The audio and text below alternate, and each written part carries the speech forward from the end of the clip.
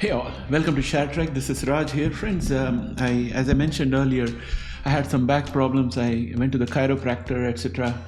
So things have not been that great for me personally, so I'm not feeling that great. This video is going to be about Editas Medicine, and this is the year-end review as requested by some of our viewers.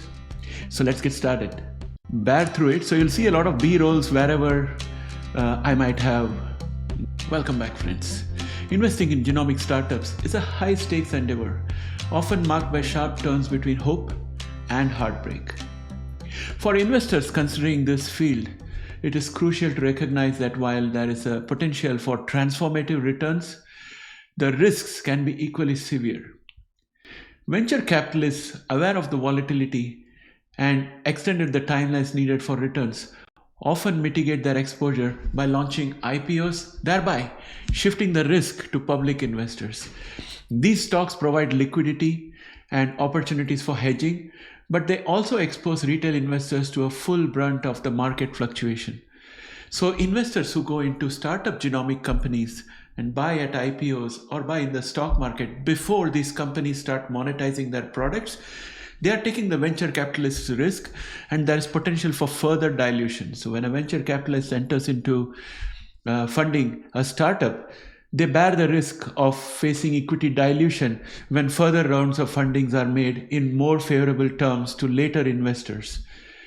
And right now, I think that's what is happening in the genomic stocks for our genomic investors. A prime example of the roller coaster nature of genomic investments is Editas Medicine.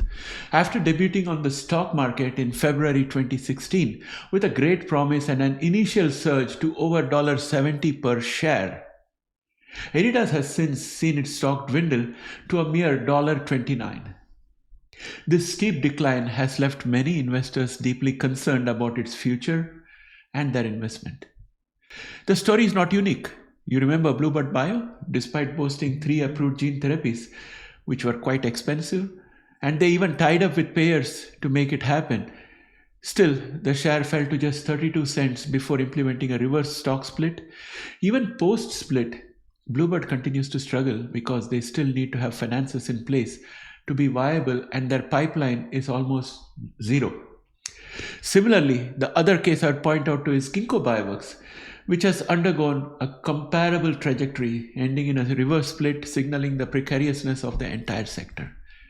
The challenges for Editas stem from both technological and strategic complexities. While it holds licensing rights for the pioneering CRISPR-Cas9 technology, a promising source of future royalties from approved therapies, competition and the ticking clock of patent expiration, I think of the 20-year patent term, I think almost half has been consumed in the last 10 years.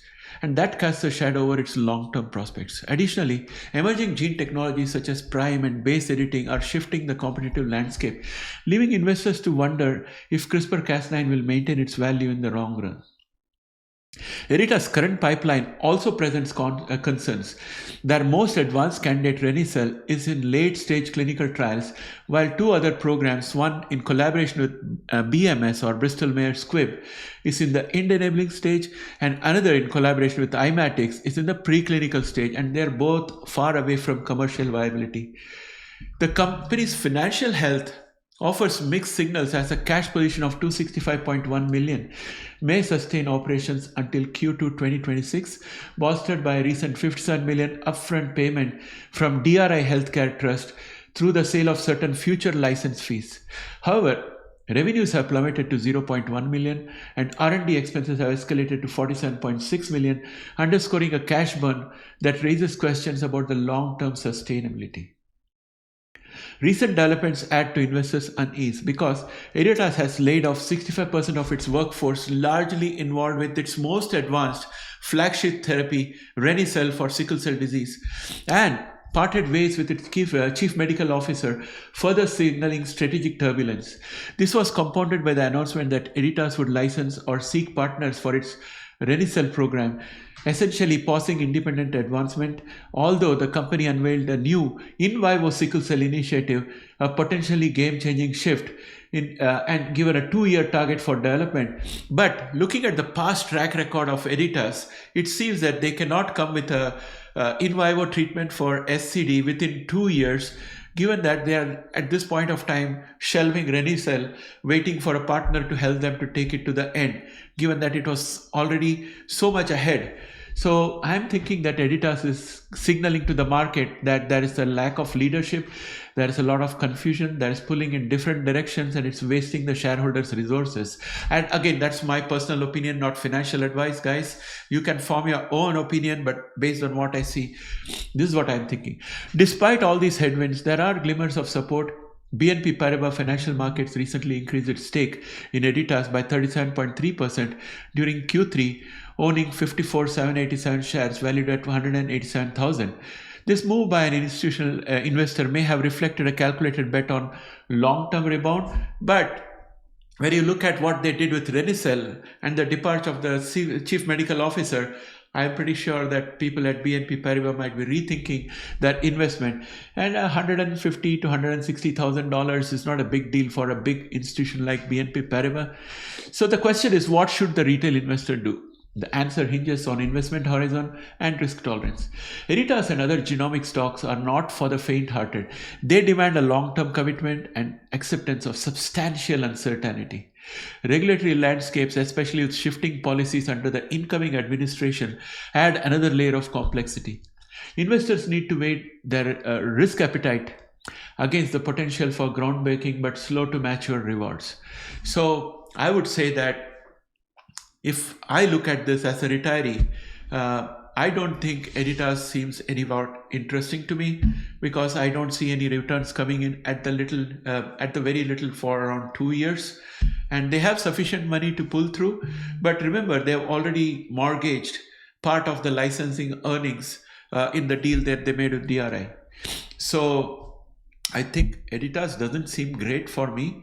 Now, if I look at somebody who is very young and who has got a long-term investment horizon and who would like to squirrel away 100 or 200 shares of Editas because it's at $1.29, maybe they put $1,000 into it or $2,000 into it and forget about it.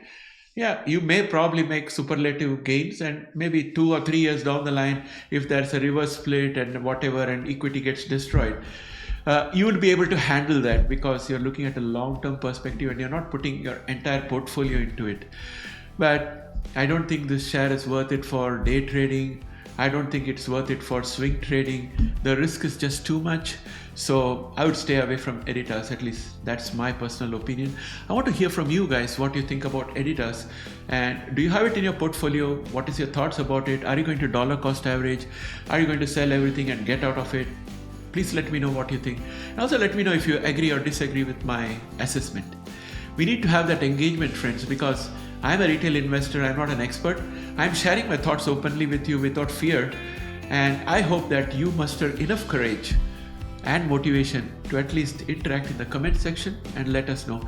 And all the retail investors in this channel will benefit from it, including myself. Thanks and have a great day. Bye for now.